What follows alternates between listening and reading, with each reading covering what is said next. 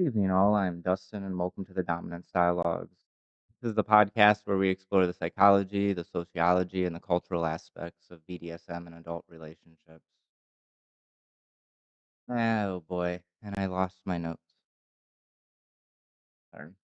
And in tonight's episode, Ancient Lessons for Modern Wisdoms, we bring on Dr. TammyJo Eckart.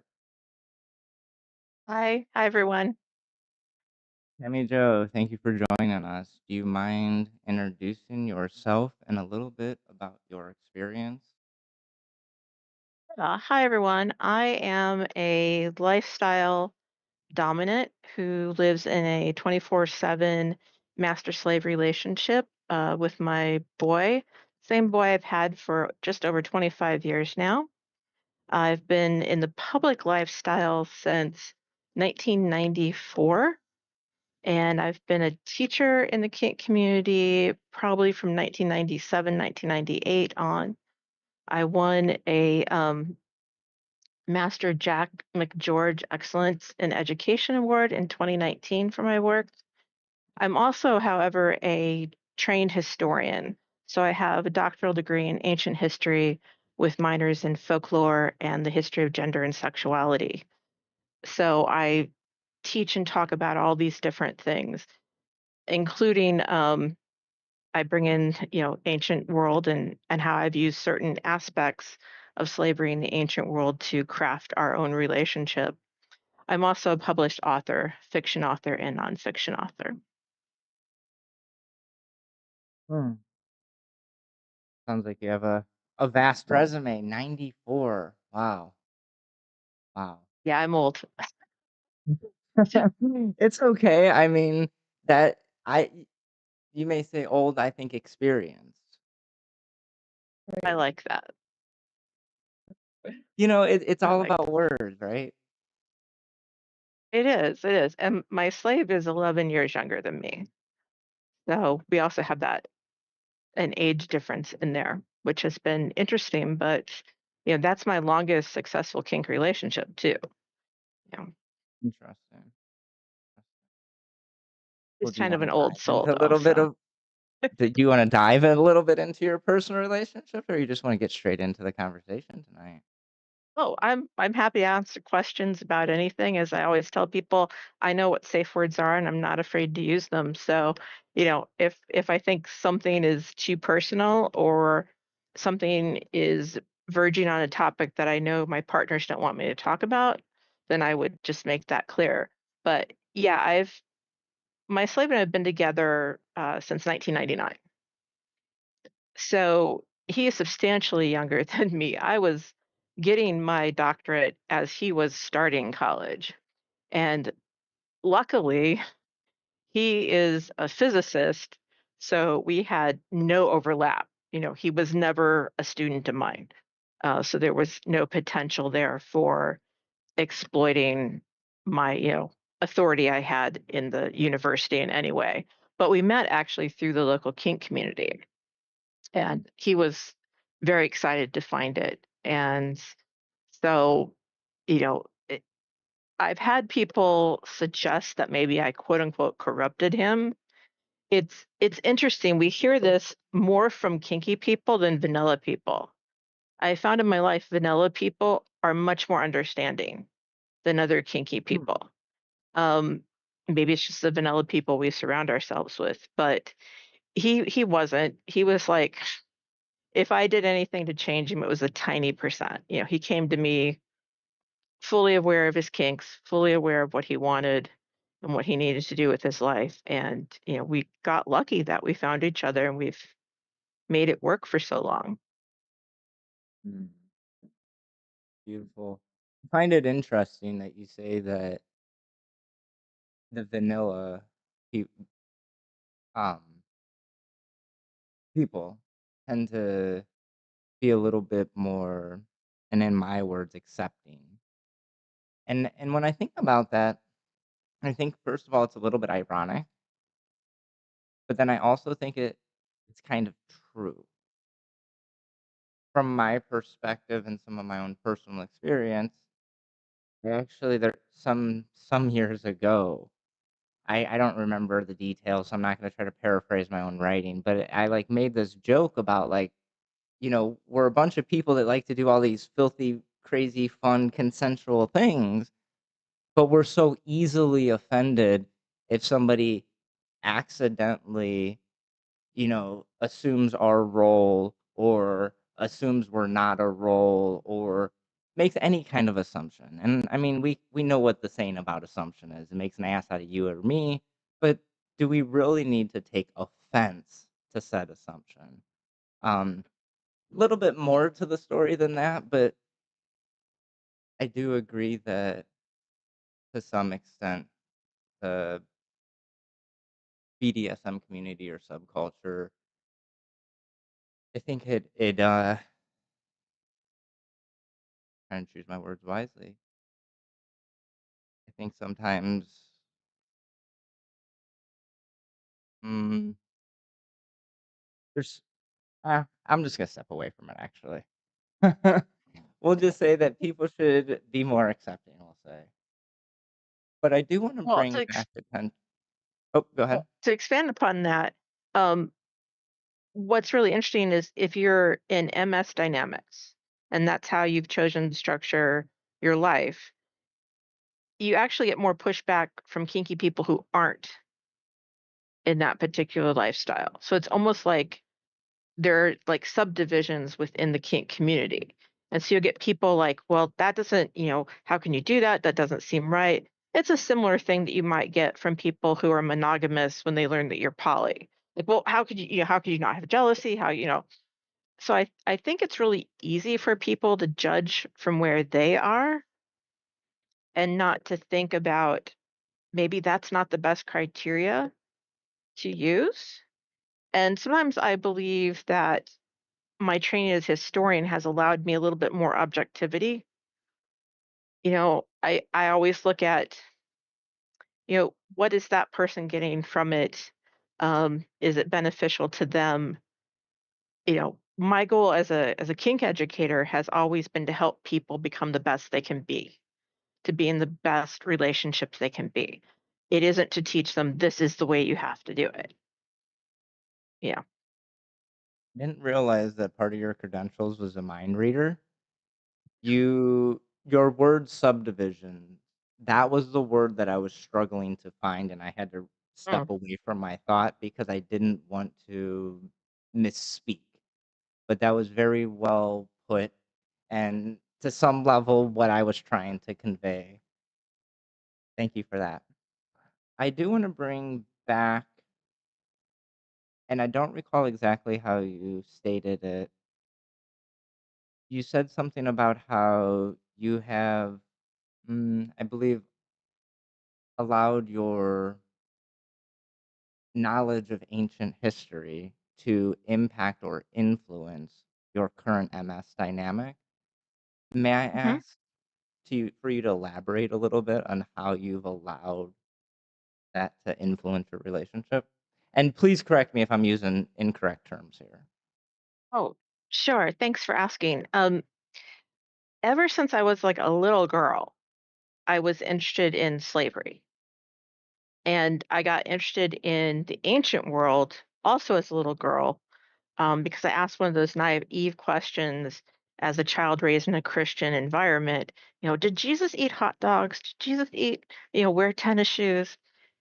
And my mom was really smart in that she could have answered, right?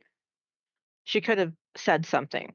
But instead, she took me to the public library and we read books. And that led me to, learn about all these different ancient cultures. There was just something in there that I think appealed to me.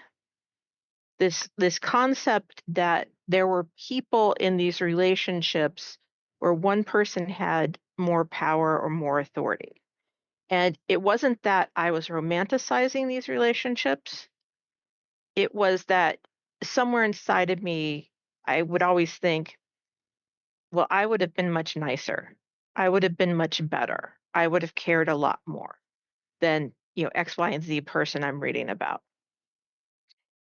And so it's one of the subtopics sub-subjects, I should say, that I've studied in history, and I've had a 1 or 2 articles published about slavery in the ancient world.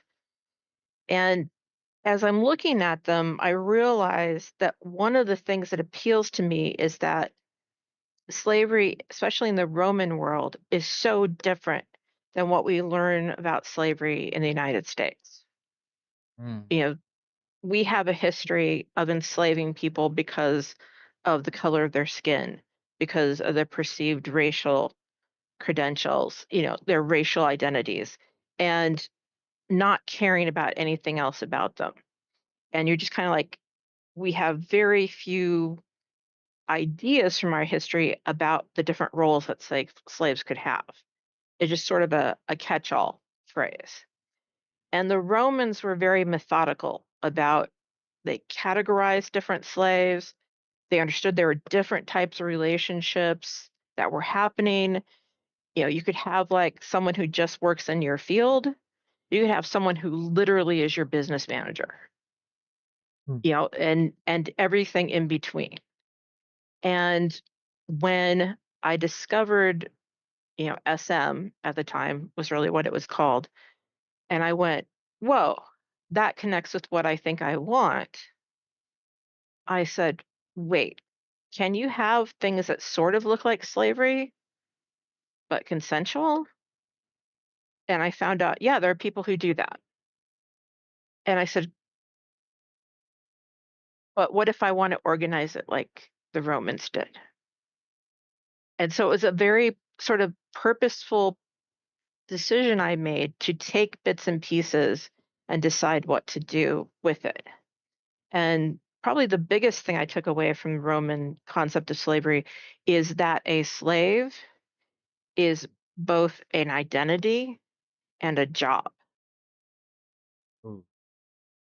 And because it is both, it means that it can be anything you want.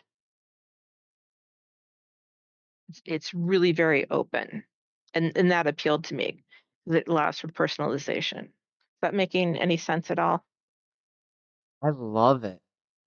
Oh, that is so great. I mean, and honestly, like, I don't even know where to go, but let's just start with your last statement where you made the statement of not only as a slave, I believe you said was a role, but also a job.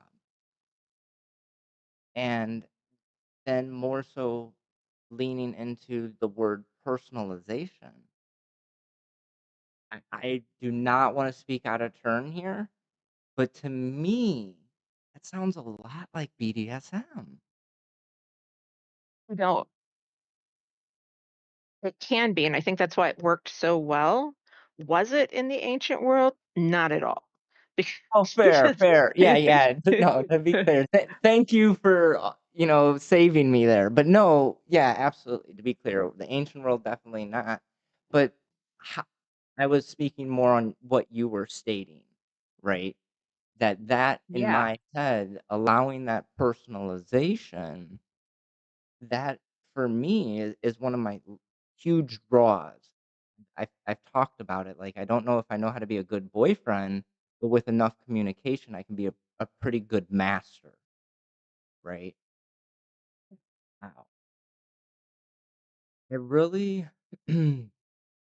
like I don't know, I'll go back to your words, the subdivision, right, of the slaves' roles of, being like I believe the term you used and how I heard it was like a farmhand, someone tending the field, to the Mhm. business manager.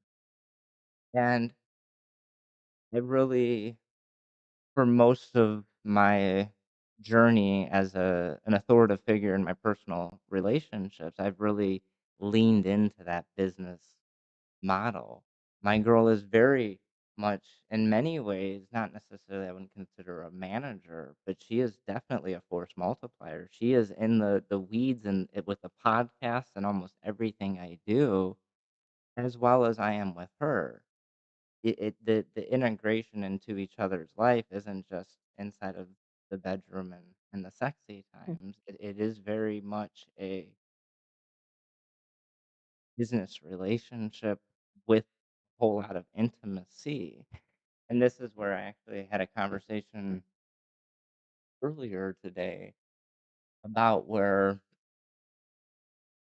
I need to think about that and maintaining that business model relationship, that it has protected me from some of that intimacy. So I have some thoughts from this morning I need to suss out on that, but we won't go in there.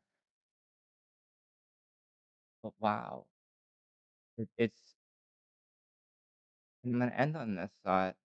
I guess like as someone as a self-proclaimed, intellect, I wouldn't call myself a history buff, but I've read a few history books, we'll say.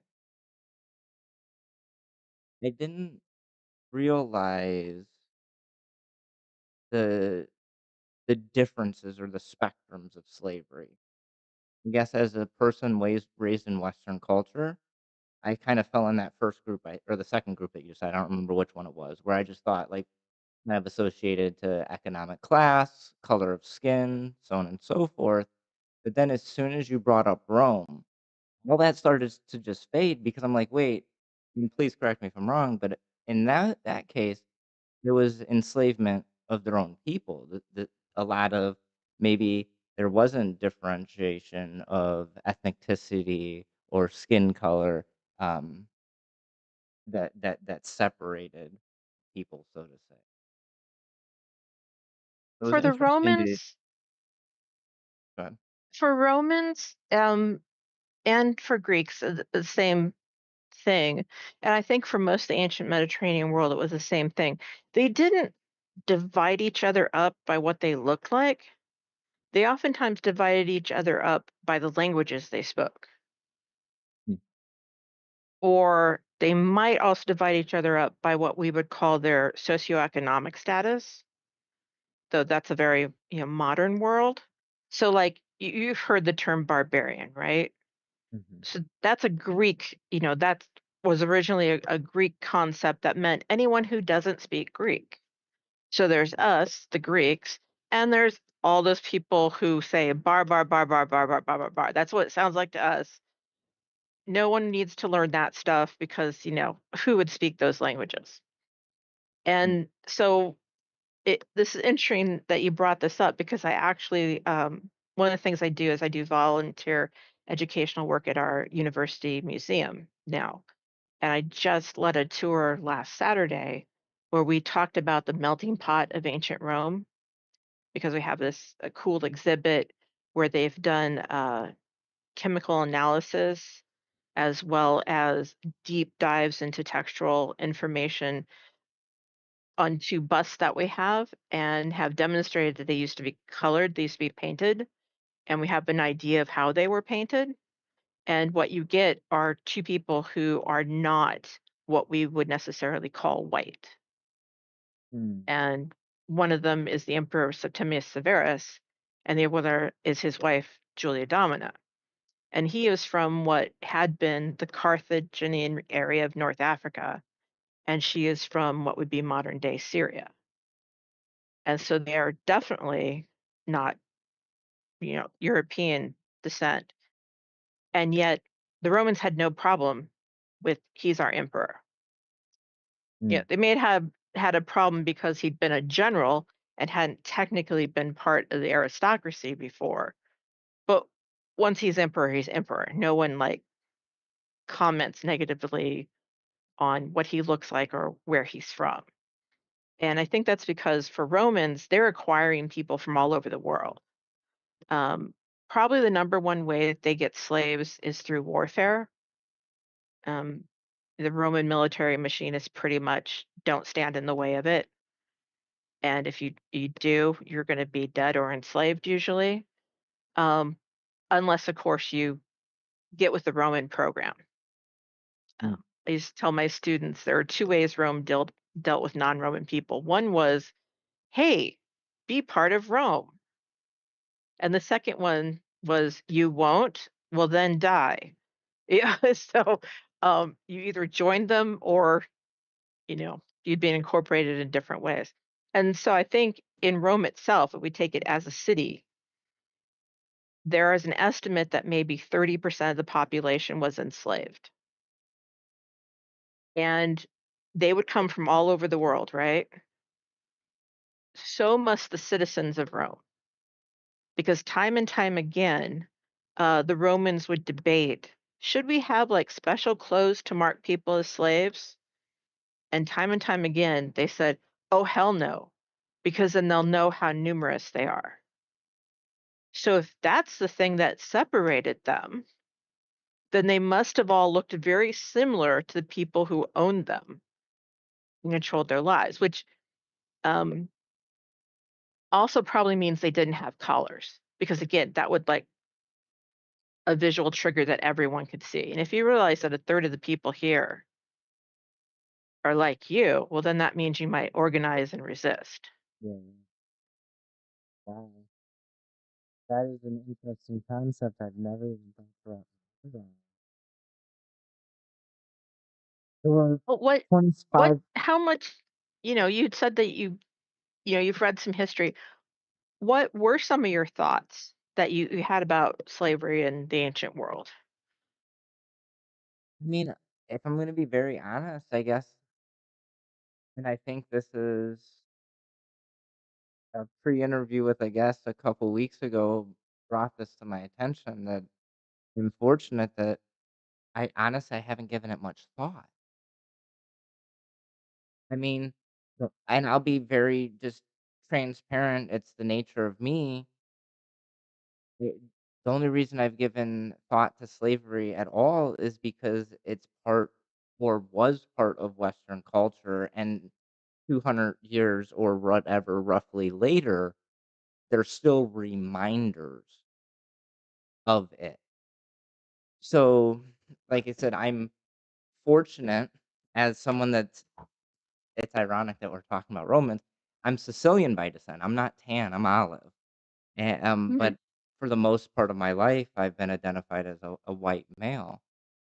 Because of that, like I said, I've been in a space where we haven't thought about slavery much outside of, at this point, out external influences of it. I mean, I've read a little bit about my culture. I mean, who doesn't like Marcus Aurelius, right? Um, but like I said, just to be very transparent, I haven't thought of it much. And so getting back the tour I took at the museum, one of the first questions they asked them was, what did an ancient Roman look like? And they all just kind of shrugged and they were like, no clue. Like the bus, which are completely white, well, almost entirely white. There's a little spot on his cloak on the inside, which blew their minds when I drew their attention to it. Um, but they just didn't think about that. And I think that's true for sexuality and for slavery. People just don't think further back than maybe their own society's immediate history or history within maybe the past couple hundred years. It's really difficult, I think, for most people to go back further in time. I've noticed that students tend to think of the ancient world, and here I'm mostly talking about the ancient Mediterranean, as either they know nothing, which I prefer because then I don't have to undo a whole bunch of misinformation, or they think it's exactly like our world, just less technology. And there's overlap because we are products in the Western world of the ancient Mediterranean, but there are a lot of differences too. So, so you're definitely not alone for not thinking of about these things for the ancient world. I think that's pretty much the average person. You know, Well, and that's why we got to have these conversations, right? So yeah, I you think can that blame my questions about Jesus and hot dogs for this. I think this is a perfect time and we've kind of touched on it a little bit, but I do want to save space to actually ask it directly. And my question is, How can ancient history inform our modern understanding of BDSM and power dynamic? So, to answer this question, I kind of have to go back to why history in general is important. So, you've eaten food today, right? And you've Yeah, put on clothes, right? I have. Thank you. How did you make those choices? I'm Right. betting they were based on your experiences you had before, going all the way back to your childhood. And I bet the things your parents gave you originally were based on their experiences and what their parents gave them, and so on and so forth. So the things we do every day unconsciously, or which we think we're so unique about, actually come from a long history of how people have acted. And so you can learn something from the past, from the ancient world, but that's kind of this whole how history affects us all. None of us are created in a vacuum. But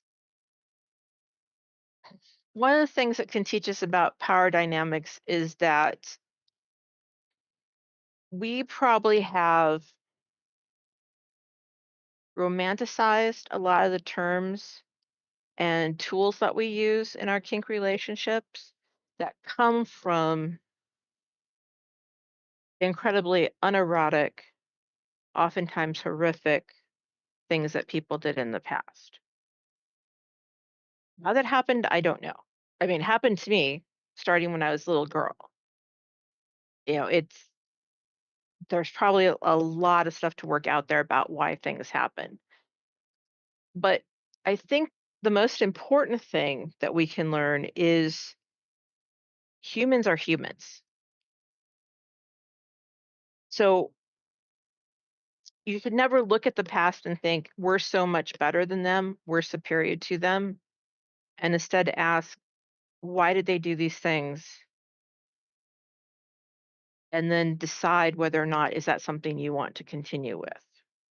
I hope that made some sense. No, I think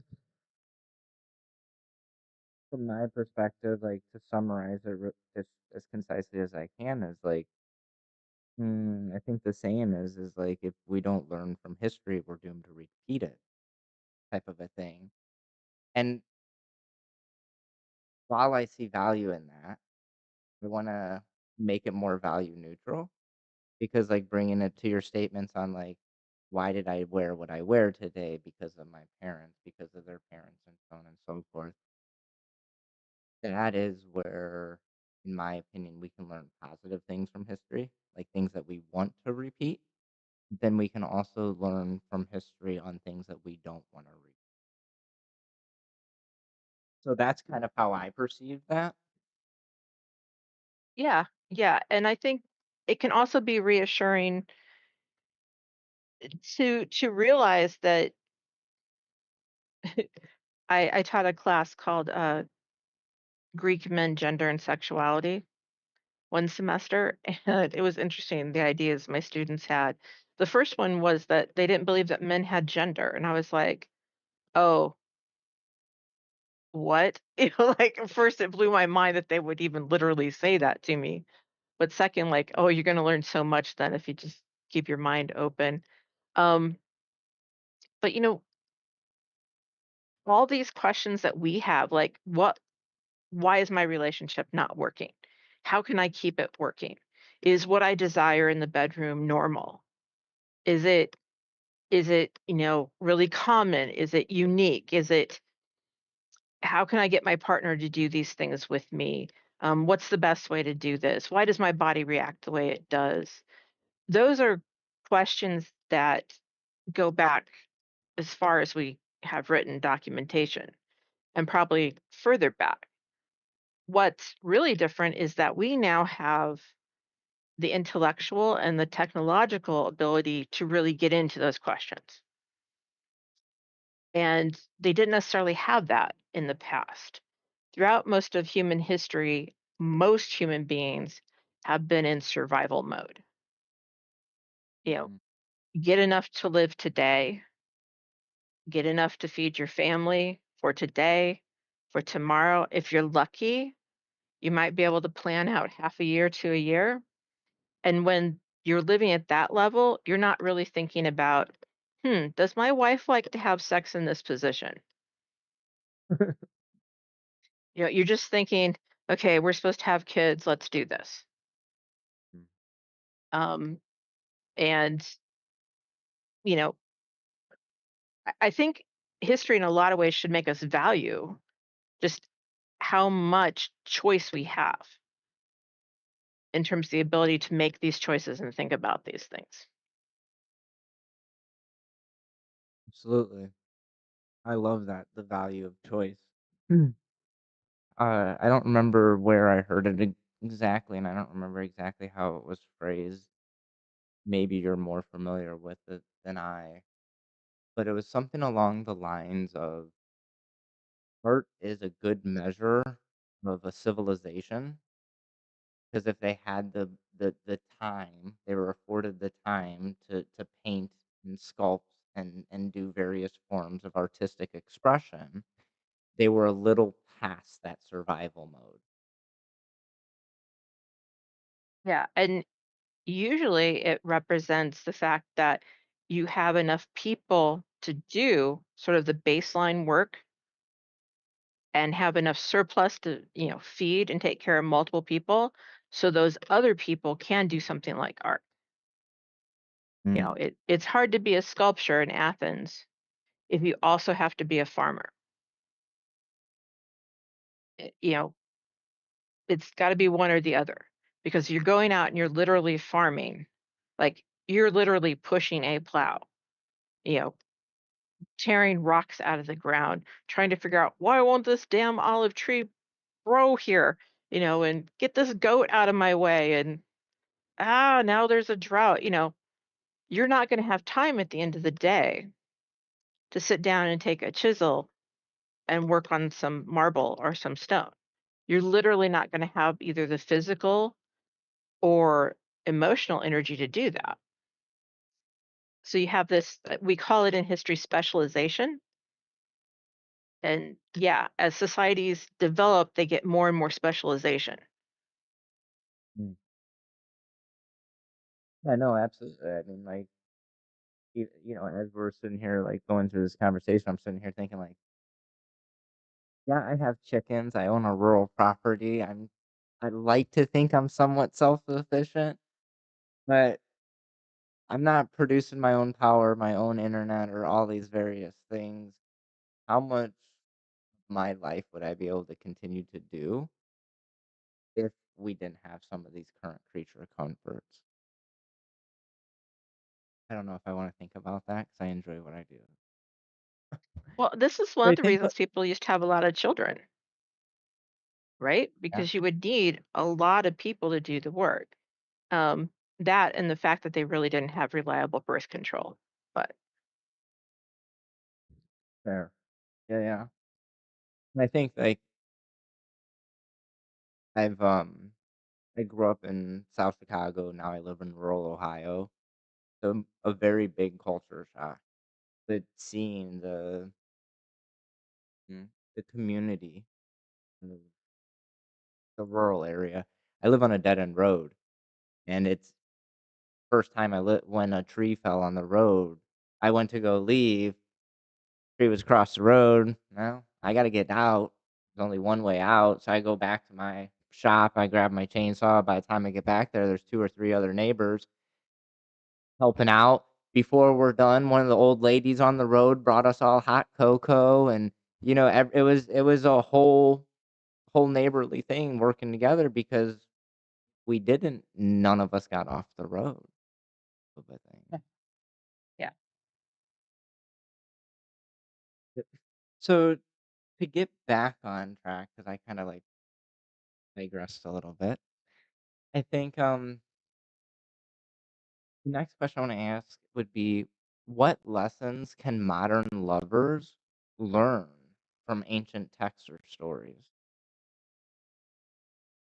Okay. So this is one of the questions you gave me ahead of time that I thought a lot about, and I'm afraid everyone's gonna really, um, hate my answer, and that is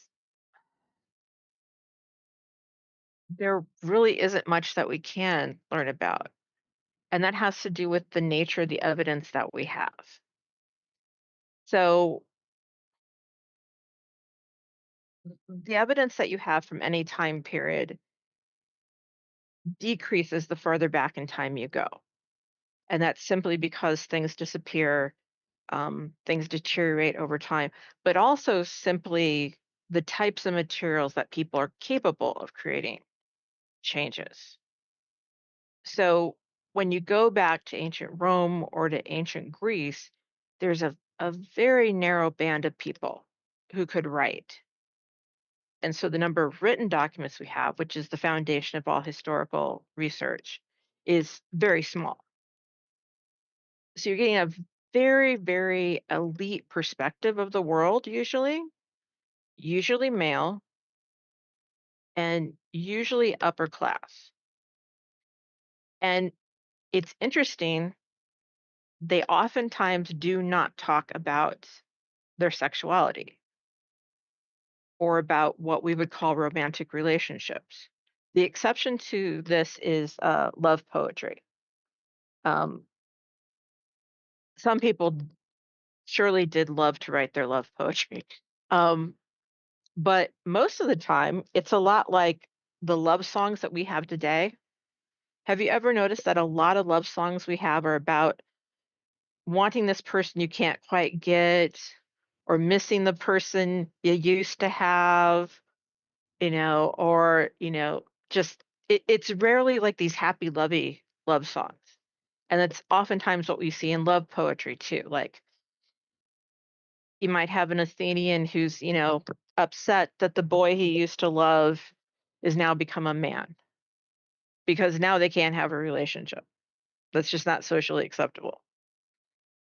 Or you may have a Roman who's, realizes that the prostitute he's been seeing is also seeing other people. Well, duh, she is a prostitute, but he's quite distraught about it.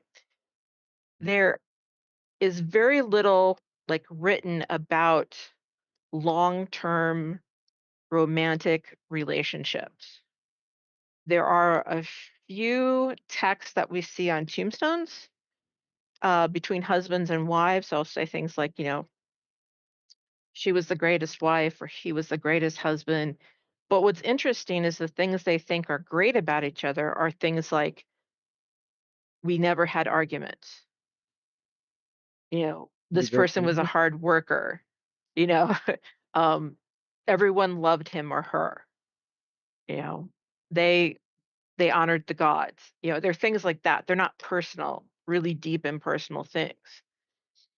It indicates that they had emotions for each other, positive emotions for each other, but oftentimes the relationships you would have were predetermined by your families.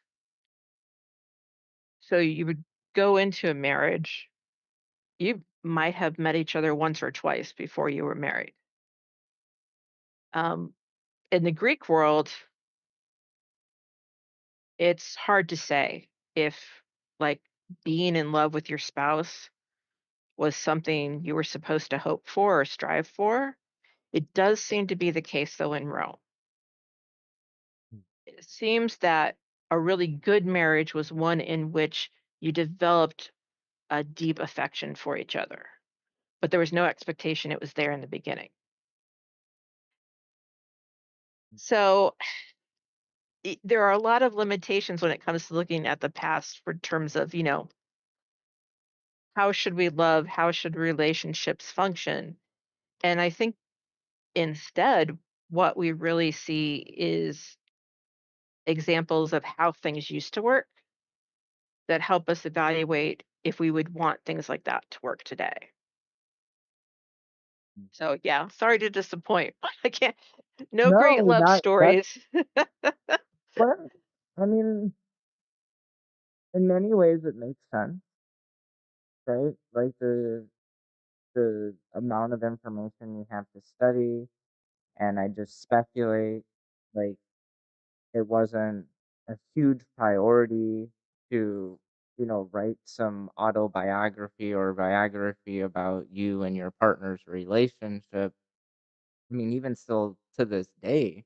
I mean, now we live in this era of content creation. We have, couples that make, Instagrams and travel blogs or whatever, and they or blog together or content create together, and there's some traces there, but, like, what happens if it's on floppy disk?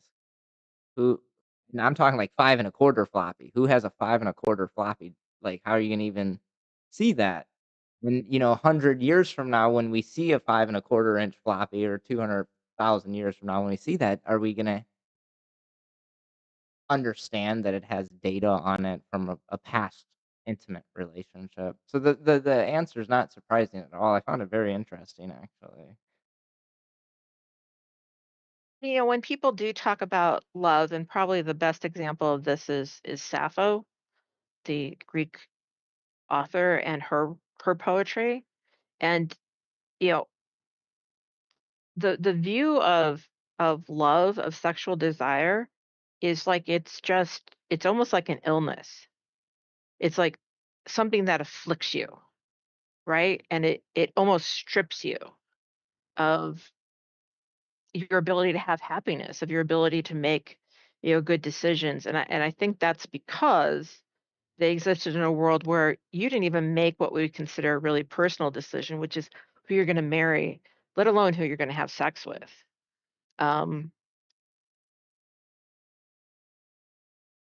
so yeah, it's I mean, okay, I have a book downstairs. It's called um, Roman Eros, and it's supposed to be all these stories of homosexual relationships and antiquity. And it's problematic in that the concept of having a homosexual relationship in antiquity was not something I think most people in antiquity would have considered. Mm, It's exceedingly rare for anyone of the same gender identity or sexual identity to be able to live together and have a long-term loving relationship, because who's going to take care of them when they get old? Who's gonna help them grow the food they need to eat? Who's gonna help them make the clothes they have, who's gonna do all these different things? There are societal male roles and societal female roles, and if you don't have someone on both parts of that equation, the odds are very low you're gonna survive for very long. And mm, so oftentimes these, couples that are mentioned are, number 1, almost always male, because they have more freedom and more options in the ancient world of what they can do. And secondly, they tend to be from the artistic class. And this is because you actually made your living not by making clothes and food and those basic things. You did it by creating art. And so, since most of your time is supposed to be focused on making pottery or statues or paintings or mosaics or whatever it is that you're supposed to be doing, it would be difficult, number one, to probably have a traditional family. But number two, you have enough of what we would call disposable income that you can have a partner of your choice. And that sort of makes you a rarity. And I think a lot of times, if you haven't received the training and the practice in a historical period, it's very easy to get a piece of information like from a textbook or a book like this one I mentioned and say, oh, that's the way it was, without asking, well, what's your evidence? What about all these other things in society that are going on? And we don't take in consideration that a lot of times what's mentioned in ancient text is not mentioned because it was every day, but because it was interesting, because it was something that this writer had not seen before. or had heard about, but now they're seeing it for the first time. So they're commenting on it because it's not common. That reminds me of the the previous podcast I brought up where it talked about art being a measure of civilization, and it said, and it's really interesting that you brought this up because it like I don't remember how it framed it, but essentially like past art when a civilization is allowed to explore sexual identity and sexual representation, that's almost the top of the mountain of civilization kind of a thing. And please correct me if I'm wrong, but this is where we have seen this to some level in some ancient civilization, Roman civilization being one of them. Well, can you expand upon that? Like, what do you mean, like the ability to explore? So, based off this conversation alone, like for most of history, we have had man woman relationships, right? And kind of like how you said, you had to have people to help with the farm and make the clothes and all of the things, right? So until we got really far out of that survival mode, we weren't able to explore the idea of that I might be gay, right? Or even I might be asexual because I would speculate that in ancient civilization, not having sex would almost be, and I'm going to be very dramatic here, a death sentence. You would need to procreate. You would need to, like we've already discussed, have a family to kind of survive. So I guess I've like overstated it, but just to like summarize my thought is that the ability to explore with the same gender or other representations outside of heteronormative relationships. Yeah, I think it's always tricky when you're talking about heterosexual versus homosexual relationships in history, simply because it's even those terms, the concept is a really modern concept. I mean, it develops in the 19th century, late 18th century, early 19th century. And it comes out of this desire for social sciences to do what they're doing in natural science, which is categorize everything. And so if two men have sex, well, then they're homosexual, and everyone else in the world is heterosexual. So there's this and there's that, and that's bad. And of course, it leaves out this huge middle group of people whom we would call bisexual, um, which, depending on which study you look at, is probably the bulk, actually, of the population. Um, People who could have sex with people of different gender identities, different sexual identities, um, if they felt safe enough in their societies to do that. In the Roman world and the Greek world, there were same sex relationships. We primarily hear about male male relationships, but there were certainly female female relationships. We have some evidence about that. But as I said before, it's very rare for it to become like the relationship that you have for your entire life because of the survival mode you're in. So even if you're elite member of society and you're not surviving, you're kind of thriving, you still have that expectation you're going to reproduce. You still have the expectation you're going to, pass on things to the next generation. They're going to have next generation. So you're really going to be forced by your families and by society to get married, even if it's not something you want to do and have children. So someone who has a homosexual relationship or has relationships with people of all different genders and sexualities, is unlikely to leave records behind. It doesn't mean that they didn't have these relationships.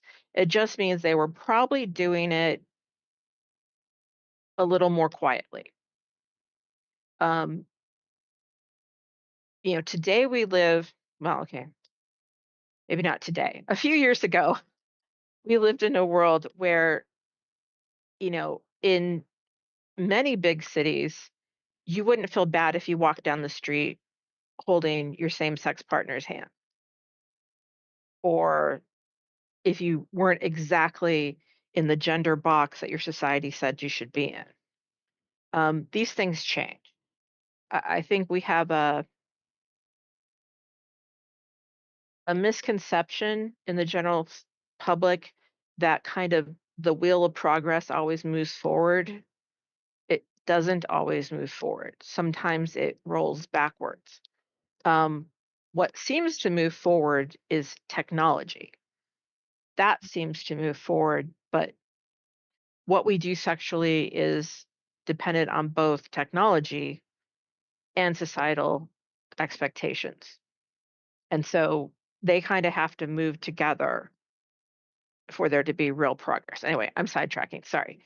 Um, so you No, could this is have a great. same so you could have a same-sex relation in the Roman world, um, but you probably wouldn't comment too much about it. You wouldn't leave a lot of records about it behind. When we do see it mentioned in records, it's oftentimes in a negative way, or there's something else going on in that relationship. Let me give you one example. The Emperor Hadrian was a Roman emperor, but he's what's called a Philhellene, so lover Greek culture and society. And some of the people who wrote about his life and his reign tell us that he had a younger man who was the love of his life. So much so that when this young man dies, he creates literally an imperial cult around him, kind of attempts to deify him. What's not so commonly talked about today is the details of that relationship. So the young man was named Antinous. He's from Bithynia, and he was given to the Emperor Hadrian to be his puer. And puer is a Greek term that is almost exclusively applied to male slaves. Hmm. So it wasn't just that he had a male lover, but he owned this male lover who's substantially younger than him. And how did he die? He died because the emperor got angry at him one day and pushed him off a boat in the Nile, and he was eaten by a crocodile. Oh, A thing he probably would not have done to a man of his, well, there's no one of the same ranking as the emperor, but okay, someone of near equal status, he's not going to push them into the water to be eaten by a crocodile. So there's a lot of imbalance in these homosexual relationships, and that's actually built into the culture. No one cared what you did as a man as long as you were the active partner. As long as you go home to your wife and your kids and they're taken care of and you've got the next generation planned, nobody else cares what you're doing sexually. But you better be the active partner. And yes, they do mean active in very similar ways to what we mean. So, the you better be the pitcher, right? Not the catcher, to use the baseball terms. So, what does that mean if your partner is another man? If they're the catcher, it means they're automatically seen as less than in that society. mm, So, they're certainly not going to talk about that. If you actually care about them, you probably are not gonna be talking about that. And so it leaves us with a really gray area where we don't have a lot of information. It's not slightly, it's a lot more difficult if you're a woman to have more sexual choices in Greece and Rome. And that is because there is no reliable birth control. There just isn't. So the truly only safe type of sexual relationship you can have outside your marriage is with another woman, because that's the only thing that has no potential to result in a pregnancy. But again, women live a very private life compared to men. Very, very few of them can read and write, so they're not leaving behind records. So we have hints that these things existed, but we also have hints that a lot of times they involved extreme power imbalances and that they were not as fully embraced by those societies as I think a lot of people would like to believe today. Mm. Exception Like may that be looking Sparta. glass effect. That looking glass effect. It's easy to look from the outside and have a skewed perception. Sorry, my scarf Wow. keeps moving for some reason.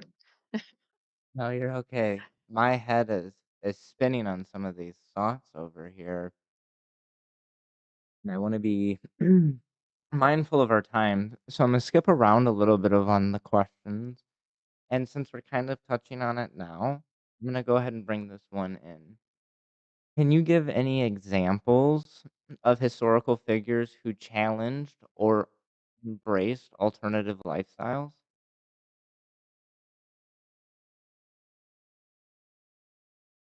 So I think the problem is much what I said in that they wouldn't really challenge it because they'd have so much to lose. And the few named examples we have, they're very unique. Um, there is a pair of Greek playwrights, and I'm sorry, I forget their names off the top of my head. And they come, you can find them if you read one of the Plato dialogues where he's talking about Socrates. They come to one of these events that Socrates is participating in, and they walk in there together, and it's just kind of casually mentioned that they live together, that they're partners, but nothing's really gone in depth about them.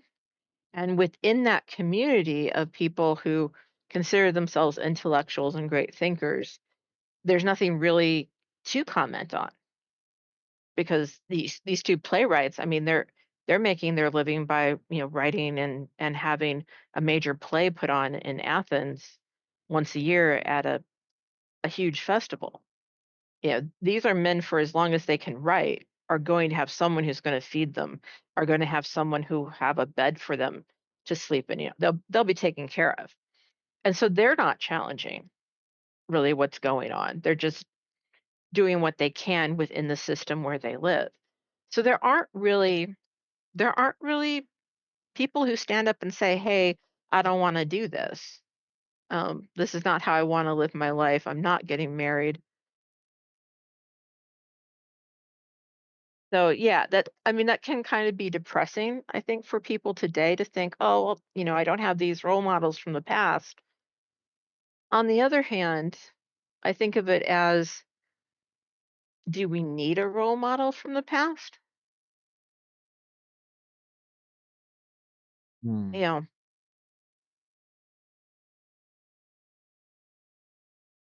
That's a very good question to ask. I mean, speaking for myself, in many a ways, I've looked for something to look up to, right? There has to be something bigger than me. Like, how do I be a good boyfriend? Where's the guy before me that was a good boyfriend? Where's the guy before me that wrote the book on it? Because it would be so much easier if I could just pick up his book and read his book and adapt that into my life than for me to write my own book on how to be a good boyfriend. So I started writing a book on how to be a bad boyfriend because I'm pretty I know what that is. Um, Nonetheless, I think it's interesting because, like I said, even when I first started exploring authority transfer, actually, let me retract that statement. When I first started exploring authority transfer, when I had the terms and found the subculture and the community, I found myself wanting to emulate other masters for their masterly qualities, whatever they may be, because it was what a master was, and I wanted to be a master. I wanted to identify a master, and if I wanted to identify as a master, I better wear leather. I better wear suits. And I'm being facetious here. Of hopefully everybody's getting that. Um, Nonetheless, to be honest, it probably took me 6 to 8 to current years. I'm probably still sussing it out on part of being master, in my opinion, is being me, is being authentic. I 100% agree. 100% agree. But also, I think it's just part of human nature to want to find these models. To how should we do things? We want to find models of either what we should or we shouldn't do. I think that's really common and really natural. And I think it, how we talked a little bit about progress and development. I think it's also a sign of your development when you can say, hey, I don't have to do it this way because that's not the best way for me. Um, but, even when you do that, I don't know about you, but even me at 55, there are times when I go, damn, I should do better than that. Mhm. I shouldn't have a doubt about this. I'm supposed to be the one gathering the information and making the decision. Why am I doubting that? You know, and or no, I shouldn't cry. Better not cry. Um, and that can still, sort of plague you, like because you can't really get rid of those models in your head. All you can do is be conscious of them and make different decisions going forward. And there aren't really strong examples, at least in terms of sexual relationships, of people doing that in the past. Um, they probably simply, they probably smacked down. And so, or they were not high enough status to be noticed by the people creating records and leaving them behind. It's kind of a weird situation, right?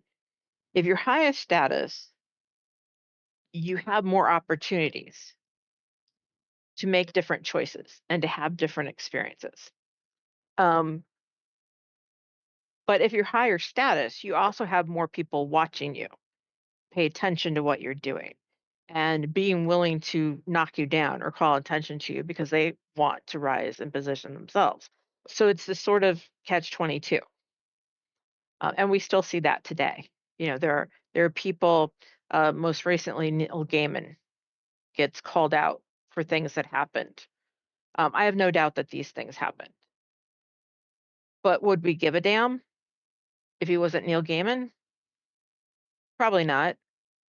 Unless it showed up on the national news or your local newsman taken, to prison for abusing his housekeeper.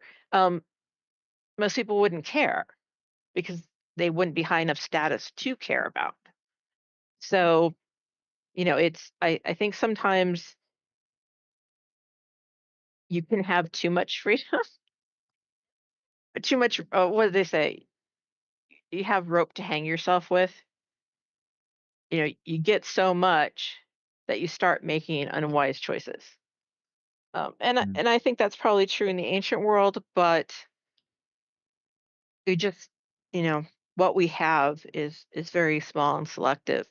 I can name far more terrible examples of lovers in history, simply because that's what we have records of. versus Well, positive ones. I mean, we talked about learning from the past. What's something that we can learn from the past? What's a terrible example of a relationship Um, in history? let's start with the big one, Emperor Caligula. He was supposedly ran a brothel out of the imperial palace, uh, supposedly required that every senator who visited for the first time brought his wife, and the wife would have sex with Caligula. Um, had a slave whom he promoted and supposedly allowed to sit next to him. And we're talking about a male slave who was his lover. Supposedly also had a horse who was his lover. And, Well, it it made council. A council is like during the imperial time, it's like the second rank of power. So you have emperor and then below it two councils. Um, you know, why did people write all these things about him?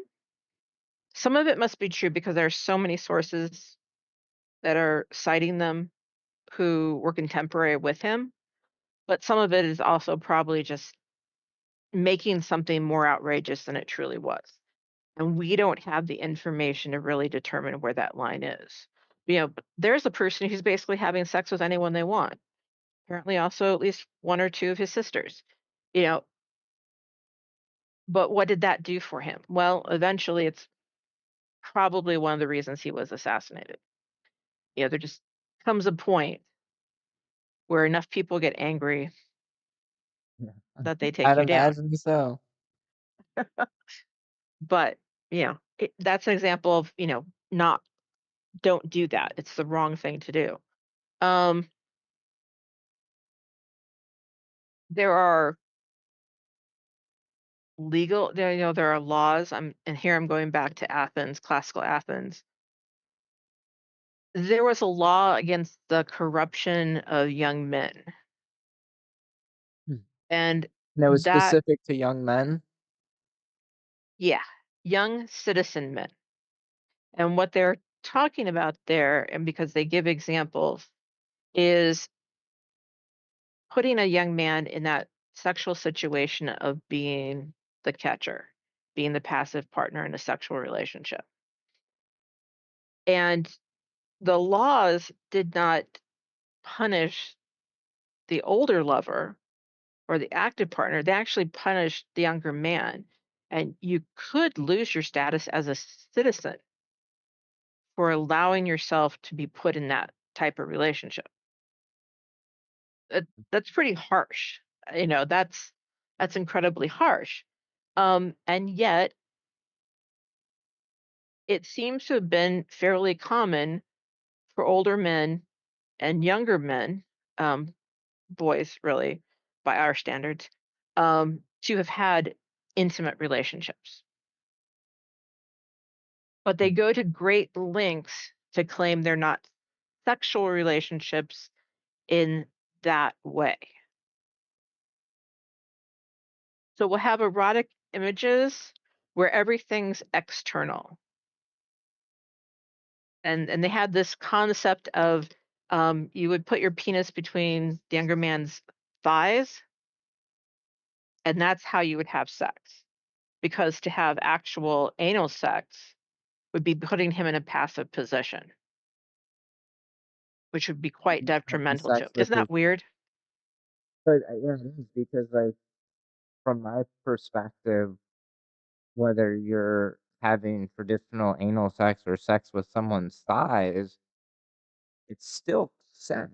It's still intimate body parts touching another person, and I could probably come up with a better definition, but that kinda seems like a decent definition for now for sex, whether it's feet or hands or, sorry, Bill Clinton, mouth, I don't care, it's sex. So it's for me, it's kinda confusing that how in one side, it's remove citizenship, which that seems pretty extreme, but then 2 inches away, literally 2 inches away, we're cool.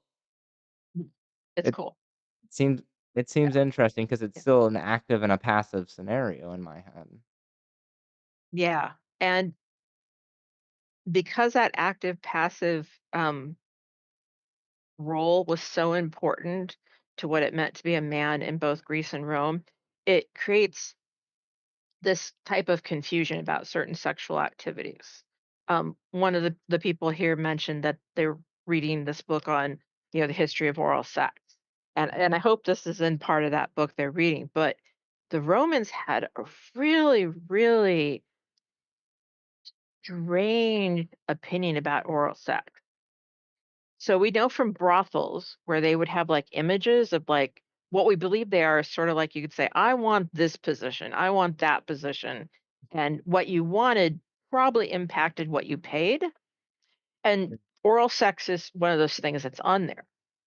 But we also know it was a huge insult to say to someone that their mouth smelled like urine. Hmm. Huge insult because you're not supposed to do that. And I guess that's because they're assuming the person whose mouth is being used is the passive person. And I've always thought that's a really weird thing. Like, where does active and passive actually happen in terms of oral sex? Because a person's got teeth there. I mean, to think they don't have some power going in there, it means you're really quite foolish if you think they don't have any power. Um, so I think it was very confusing for them. It's clearly something they were willing to pay for and wanted, but it's also something they had insults about. Um, it also seems to be, it's something that, you know, was one of those rare times where it was connected to a concept of not being Roman. So one of the ways you could insult someone, like claim they were being passive sexually, is to call them Spanish. Hmm.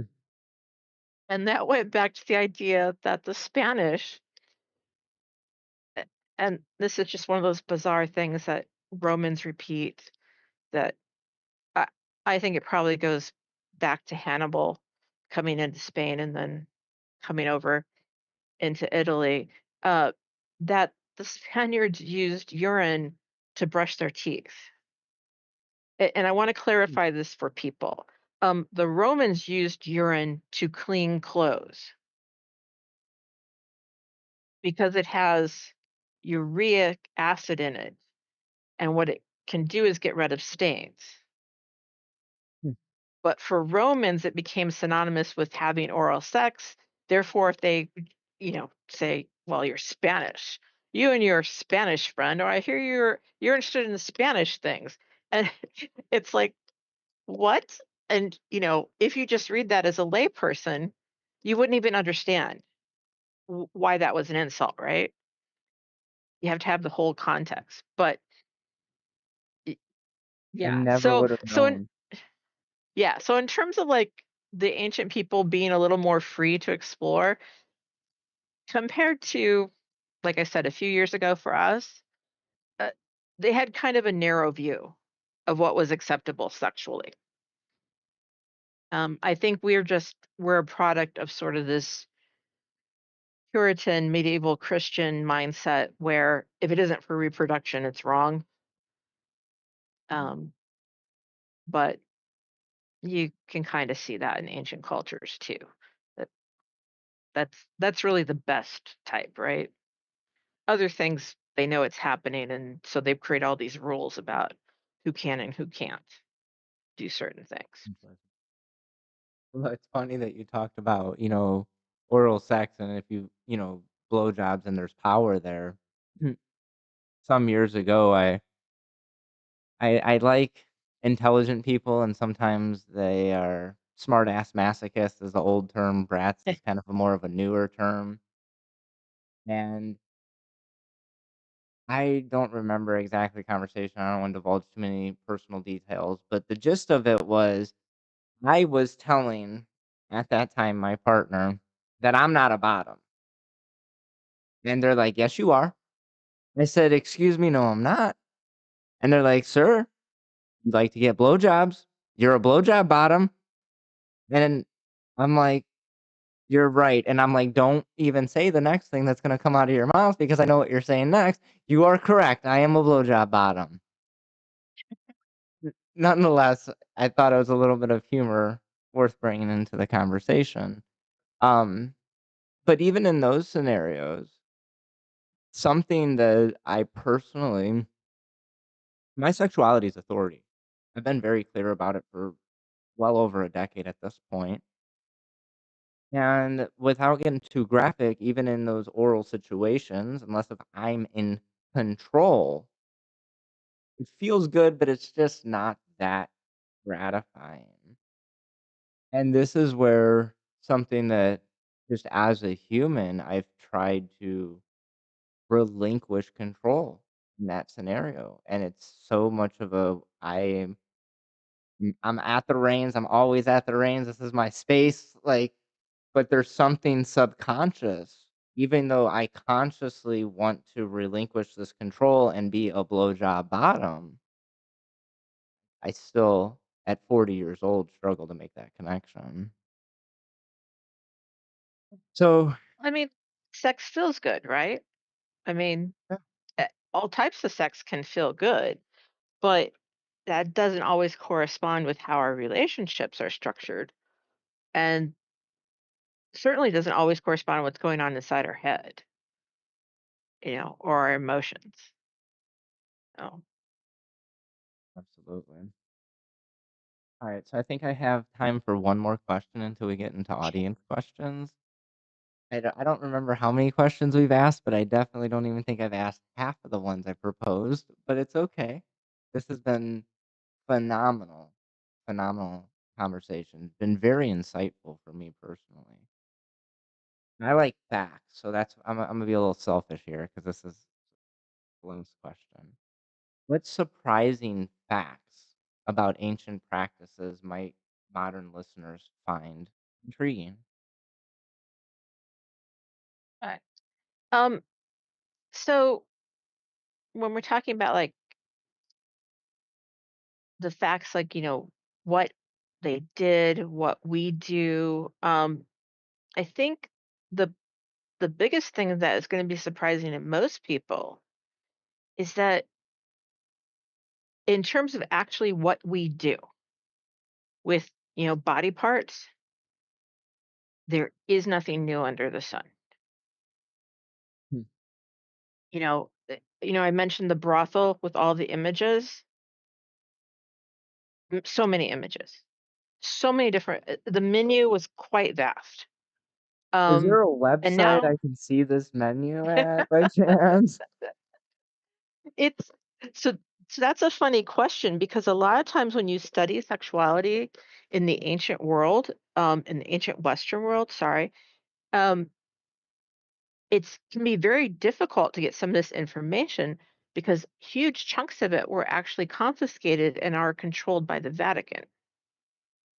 Interesting. If you want to see some truly quote unquote pervy things, go to the Vatican Museum and get permission to see the stuff they don't allow most people to see. And good luck getting that permission, by the way. So a lot of times when like books or studies come out about, sex in antiquity, sex in Rome and Greece, it's from people who've gone and looked at these private and restricted collections because I guess we don't want the average person to see these horrible things that might corrupt them. So I think that would be the most surprising thing to a lot of people. It's kind of like the idea that have you ever noticed that there's a declaration in mainstream media that BDSM is a thing or SM is a thing or kink is a thing? Like it happens like every 15 years or so because some new thing came out like 50 Shades of Grey, yeah, and before that it might have been the piano teacher or the The secretary or Secretary. Yep. yeah, things like that, right? It, we kind of have this weird thing in our culture about we have discovered all these new ways to have pleasure. And of course, to older people, look how corrupt the younger people are. But if you talk honestly with older people, you will discover that no, they knew someone who did all these things. Nothing's really new, right? So I think literally that would be the fact that would most surprise people. And I think the second one would be that what we really have that's new is two things. There are two things that make us really different from the ancient world. The first is this concept of bodily autonomy that has expanded to include most people, depending on where you live in the world, so that each individual has a right to decide if they want sex and how they want sex. So the whole concept of you have the right to determine what happens to your body. And the second one is technology. Our technology has really changed. Um, in the ancient world, oh boy, they had things that they believed were contraception. Uh, they had chemicals and plants that they could take that might result in a chemical abortion. They had suppositories and condoms that they thought might prevent pregnancies. Um, I think the concept of a disease passed sexually does not seem to have been something they were really conscious of. Um, but the things that they used, I think would scare a lot of people. I don't think a lot of people want to think of putting like dung and honey mixture up inside your vagina to prevent a pregnancy. I just don't think most people would either want to do that to themselves or really want to be going into a space where that is. Um, and Well, your yeah. condom is like, yeah, your condom's like made of sheepskin. I mean, that just can't be comfortable for anybody either. Or, you do the tried and true, oh, we're going to pull out at the last minute. And we know that's actually not terribly reliable either. So we've really made advances in that way. And the final thing I want to think might surprise people is that for all those limitations, there is evidence, as I mentioned before, that there could be loving sexual relations. We don't have lots of details about those, but we get hints and pieces on gravestones, in some pieces of poetry, in some commentaries that are made about people's lives. There's a story in Rome of a woman whose husband is accused of being uh, a traitor, basically conspiring against the emperor. And so he leaves because he wants to protect his family, right? So he leaves, he goes into exile, and she cuts her hair and dresses as a slave boy to go with him. And that's held up as an example of their love. That she's like, our kids are old enough to take care of themselves. I'm coming with you. She didn't have to do that. There was no societal expectation that she would do that. In fact, the expectation was that she would have stayed home, but she did it. And that's like one of those examples of great, married love that just went beyond. So people in the past did have what we would call loving feelings, even if that wasn't all that common and wasn't written about all that often. And even if they didn't get married originally or have sex originally for that idea, because they had that love, they do seem to have the potential to develop that love. And I'll tell you, Athenian men definitely liked sex because it was part of the Athenian law code by the classical period that the state had state run brothels so that Oh, wow. every Athenian male citizen could go to a brothel at least once a week. So they had to like sex for that to come up in the law courts. Get that passed by the government. There was a reason. I'm in the wrong time.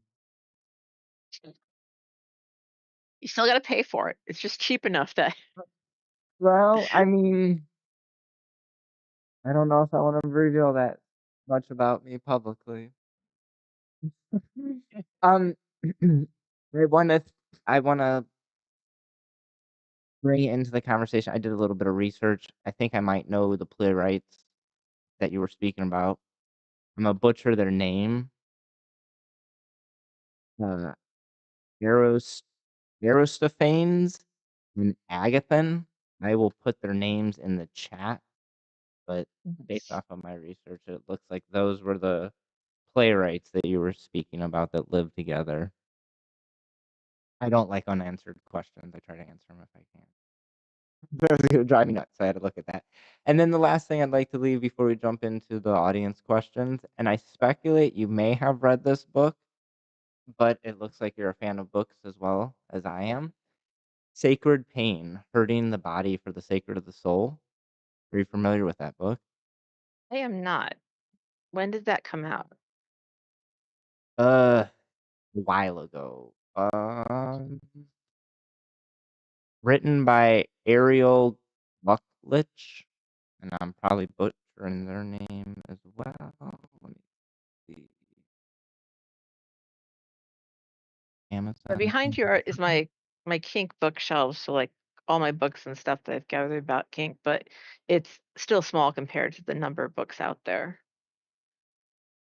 So it looks like the Sacred Pain hurting the body for the sake of the soul. It was published October 30th of 2003 by Oxford University. Yeah, thank you for bringing that to my attention. I will warn you, it seems to be a tricky book to find when I looked for it last, but based off some of the conversation that you just said, I think it made sense why it's hard to find. Like you were talking about the Vatican, and that's where all the spicy books are. Um, you, I like deep books. This is very academic, very academic, very hard to digest. With that said, what my interpretation, a lot of it is just exploring sadomasochism throughout a lot of Mhm. dogmatic religion, throughout various civilizations and various cultures. So I wonder if maybe this book made it to the Vatican. I'm guessing it's not spicy enough, but maybe. Nonetheless, now we're gonna go ahead and move into our audience questions. It looks like we had a couple on our Patreon. So let's see, and I'll post them in the chat on Zoom for you, Tammy, Joe, so you can go ahead and read them if you need to. So, that's not the question. The first question that we have for you tonight from our audience is, it says, let me send it. Your work explores the intersection of trauma recovery and BDSM. What unique challenges or opportunities do you think alternative lifestyles like kink present for those navigating healing, especially in the context of building trust and communication? Okay. Yeah, I have, I published an article that came out a few years ago that I actually talked about for the first time at the, Master and Slave International Conference that was online last year. And I wanna start by saying kink is not therapy, and I don't think anyone should treat their kink as therapy.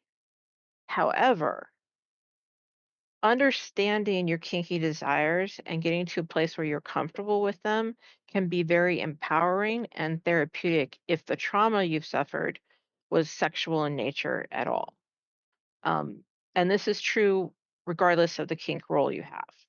I think it's true whether you're a top or a bottom, a dominant or a submissive. Just realizing that you have a choice and your choice is respected by your partner is incredibly empowering. Um, I think that we promote in the kink community this idea that we should always communicate. And of all the things that have come into mainstream culture, about kink, I think that's probably one of the best things that has happened is that, we promote this that you talk about it first, right? You don't just do it, you talk about it. You get consent. And where was I? I was somewhere last week. Oh, I was at the Erotic Creators Club, which is a Patreon group that I'm the secretary of. And we were talking about how even people who aren't creating, adult materials, who are not making kink materials or who not kink themselves, now use words like safe words. They still have the concept of a safe word, in their relationships. And I think that's a really good thing that came out of the kink community that comes from our ideas that you have to build trust and you have to communicate with each other in order to safely do these things.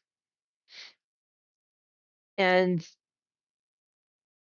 I think just learning to be yourself and accepting yourself and being accepted goes a long way towards healing anything in yourself.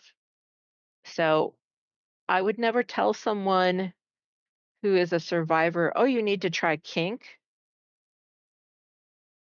But for people who are kinky, if you are a survivor of anything, it's okay to come out about it.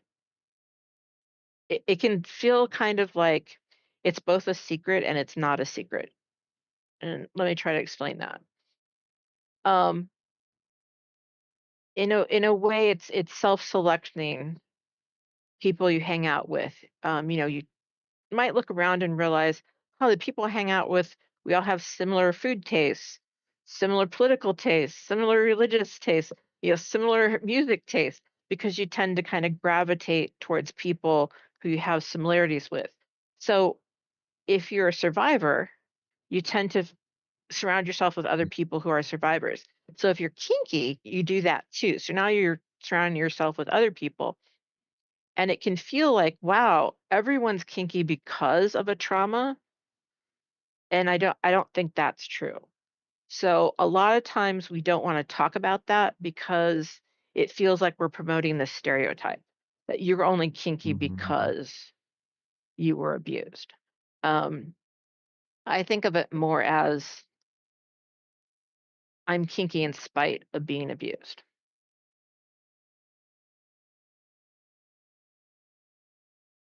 I think, like, falling into that stereotype, like, as someone that identifies as a heterosexual man, the the outside in perspective is any girl that would want to engage with me probably has daddy issues, right? And I my response is no. They might have dad issues, but I assure you they don't have daddy issues. I'm a pretty good daddy if I don't say so myself, right? Um Nonetheless, I don't I I I appreciate you mm, creating some separation. I think that some people are in the BDSM community. Let's just rephrase it. All people are in the BDSM community for different reasons, in my opinion, right? That's the beauty of individuality. But I really liked how, like, birds of a feather flock together kind of a thing. So if, I hang out with a few masters, I hang out with probably more masters than dominants because I resonate with dom or masters more than dominants. Now, does that make me think that all of the BDSM community is all masters or specific male masters or blah or what? No, not at all.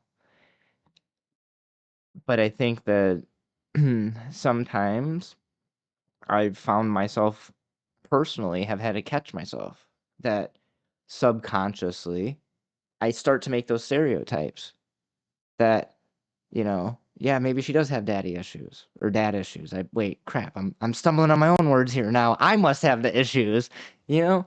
Um, and I really, really appreciate you emphasizing, and this is something that we've emphasized on quite a few shows. BDSM is not a replacement for therapy. I think that it can be mm, therapeutic. It's not therapy. So I'm gonna step away from that one. Do you have any final thoughts on that one before we move into the next one? Um, y I think that's a really good distinction. It can be therapeutic. I see this with my own slave in that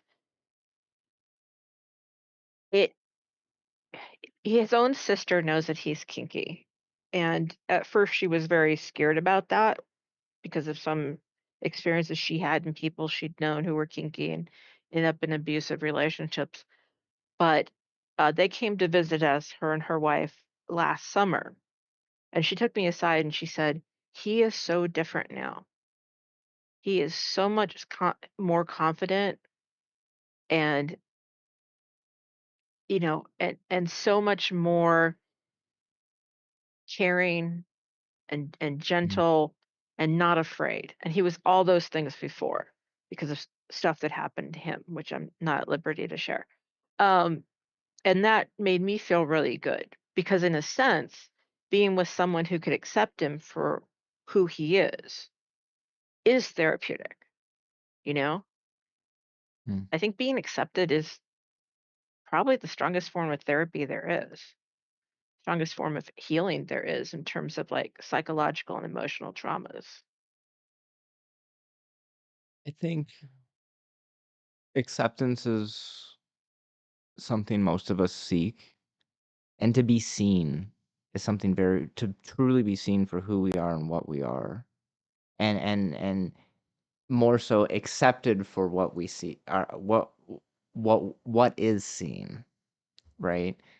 I mean, that's I've talked about it fairly openly that until I got terminology and found the BDSM subculture, uh, I struggled with some of the facets of Dustin.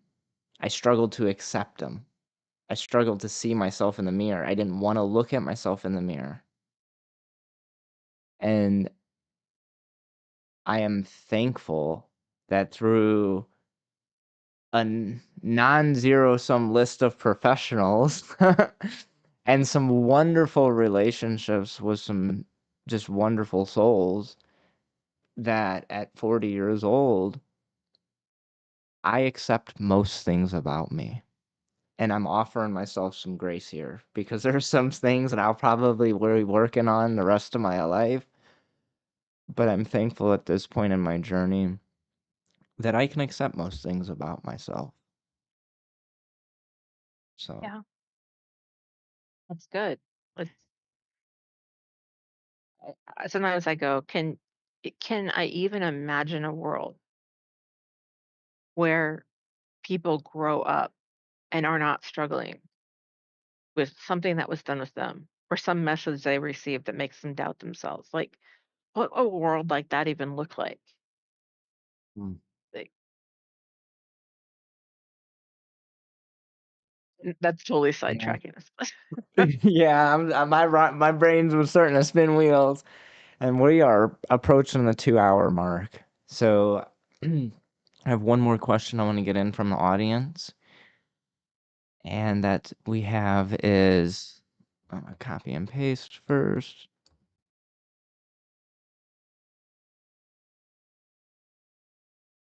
How do you see storytelling influencing societal perceptions of kink? And where do you draw the line between creative expression and educating about the realities of BDSM? Mm. I can tell these two questions are from people who know something about me before I was going to come on this live stream on your podcast. Um, so I am also a fiction writer, a storyteller in that sense. And I remember back when I lived in New York City, I went to an event at the Eulenspiegel Society, so TESS. Some people Yeah. have probably heard Okay. of it. It's the Mm-hmm. oldest organized kink club in the United States. And we had a whole bunch of writers. So I'm there with Cecilia Tan, John Warren. Some of these are names surely you've heard. And one of the things we talked about was what was our responsibility in terms of what we wrote and how people would use it. Mm. And this was, people were starting to use the defense like, well, I read it in a book, I read it in a comic book. I saw it in a TV Mm, show. I saw it in a movie and it made me do X, Y, and Z. And ultimately, we decided that each of us had to make that ethical choice. For me, my choice has to do with the type of literature I write. And if I have a story which is set now in the contemporary world or the near future, I make sure that the characters have conversations and are showing that they're getting consent. mm, However, if I write a story set in the past or the far future or a fantasy world or a horror setting, yeah, I consent can be a non-issue for my characters. mm, And that's because I feel like if you can't separate what you should be doing from what you're reading, maybe the genre will help you separate that a little bit. And and also I, like many other people, get turned on by the ideas of not having to get consent all the time. mhm. That's one of Yes. those, darker parts of ourselves that maybe you shouldn't talk about, but it's honestly there. And I have literally had readers come up to me and say, "I love your sci-fi, fantasy, horror, historical stuff. I hate your contemporary stuff because you always got to bring up consent." And, you know, every now and then I do get a person who'll say things like, "Well, her vampires, that wasn't consensual." I'm like, "They're vampires. They don't ask your consent. They're just gonna control your mind and do what they want. What kind of my vampires do not sparkle. Forget Mm, about that." Uh, you know, um, so that's one of the ways that I draw that line. I do also have this underlying message in almost all the fiction I write, which is you're gonna have better sex and you're gonna have a better relationship if both people are getting something from it that's positive. mm, So things mm, may start out dark, but they'll work their way into a situation where both people are getting satisfied. May not have started that way, um, but they end up with the characters realizing I could just do what I want, but wow, the orgasms are a lot better when the other person also wants to do it. And so those are the two places where I have drawn my own line about that. I also will spend time thinking about the technical issues. My second collection of short stories was about Amazons. So I used actual text from antiquity and I would create a story based off of a piece of text. I wrote a story about Alexander the Great. He supposedly travels quite a distance to have sex with the queen of the Amazons. I spent so much time researching Bronze Age technology and equipment so that I made sure that the bondage equipment and the whips and all these things were actually things that could have been used in a Bronze Age world, um, because I wanted that to be realistic. So mm, sometimes I pay real great attention to that. But ultimately,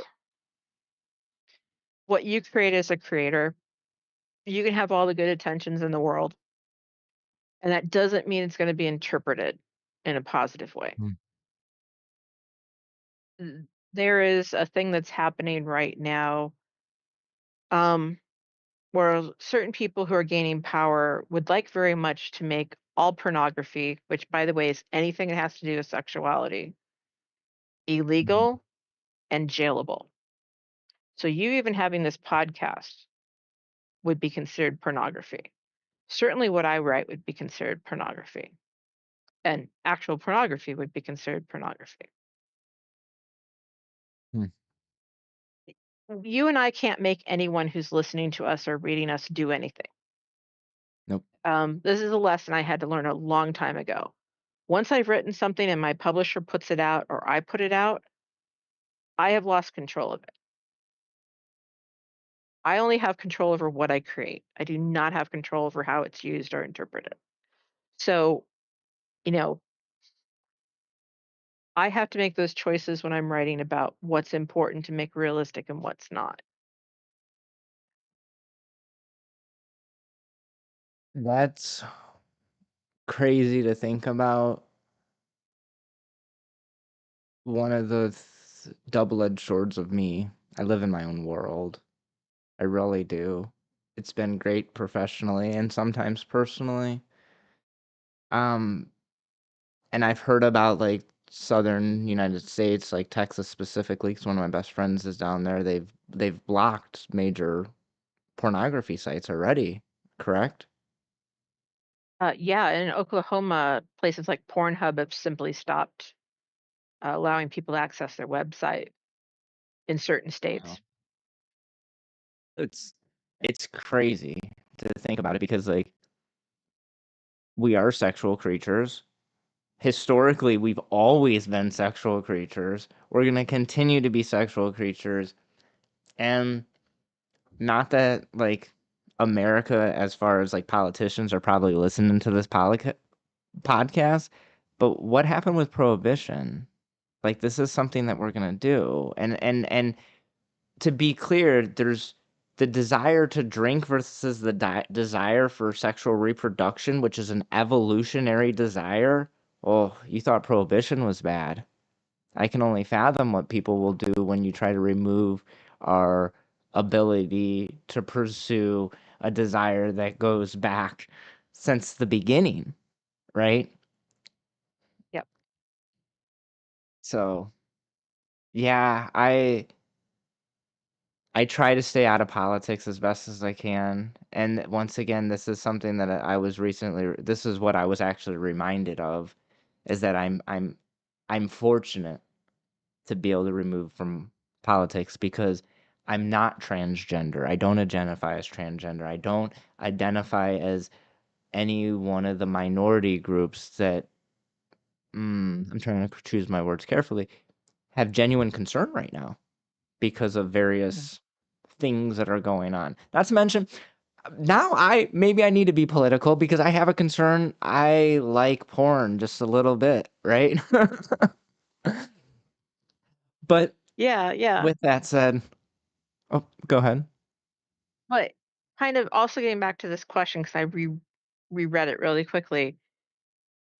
What you create does affect people's perception of sexuality. We just had that conversation about how, oh, Mm, 50 Shades of Grey, and before that, the piano teacher, before that, the secretary. All these things bring up stuff in people's consciousness and, you know, can affect what they want to try out. So several years ago now, in the first edition of one of my books, it's called At Her Feet. It's one of my nonfiction books.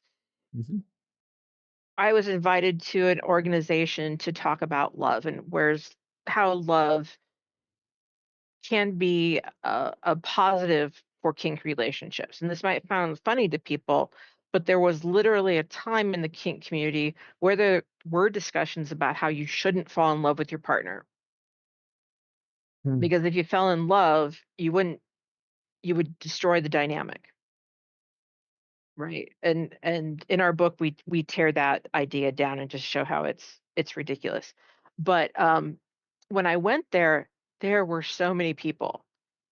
The organization that was running this event said, "Oh my God, there are far more people here than we expected." And almost all of them were trying to project that they were male dominant, female submissive. This was like a couple years after 50 Shades of Grey, the book became super popular. This is before the movies. And I paid attention to these couples. And almost without fail, the man was like, "What am I here? What am I doing? What is going on? mm. Who are these people? What are they doing?" You know, and the woman was like, "Oh my God, this is so exciting. Oh my God, I told you we had to come here." And I was like, so you read the book, but you didn't quite understand the roles of dominant submissive, did ya? Mm. 'Cause Mhm. you're really the bottom and he's really your top, and from the look in his eyes, I actually want to do that. He might be okay with your Wednesday night, you know, missionary position sex or a blowjob. He may not really wanna spank your ass, and you've kind of forced him into this relationship. Mm. And I do see that.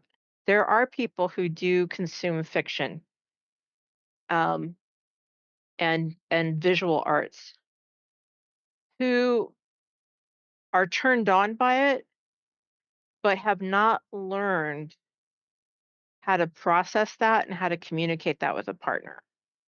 But again, I don't think that is the fault of the kink creator, of the creative person. That's the fault of the greater society. Um, Oh.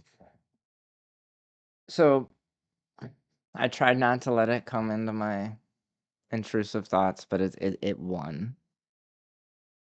Something for just all of us to think about as we mentioned about the attack on pornography as an overarching term. Where does that line stop? If I'm not mistaken, the argument is that pornography has negative impacts specifically on men, I think is what they're saying. And this is kind of the justification for the legislation. What about all of the erotica that women read? Does that not have an impact as well? Now, I'm not trying to get erotica taken out, but what I'm asking is, where is that line? I don't wanna see it.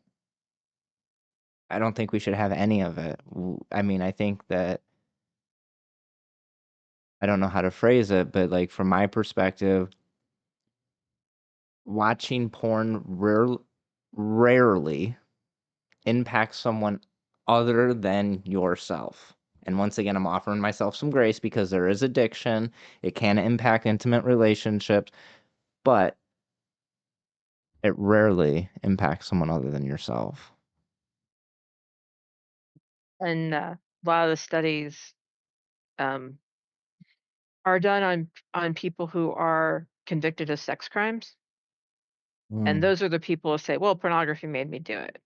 I mean, is that an honest Well, and study? that's predominantly male, partly, and I don't wanna get lost in legislation. I'm not a lawyer, and I speculate you're not, but just how legislation is, it's kinda skewed against males, and I'm gonna bring in the words from Consent Academy because they did it so eloquently.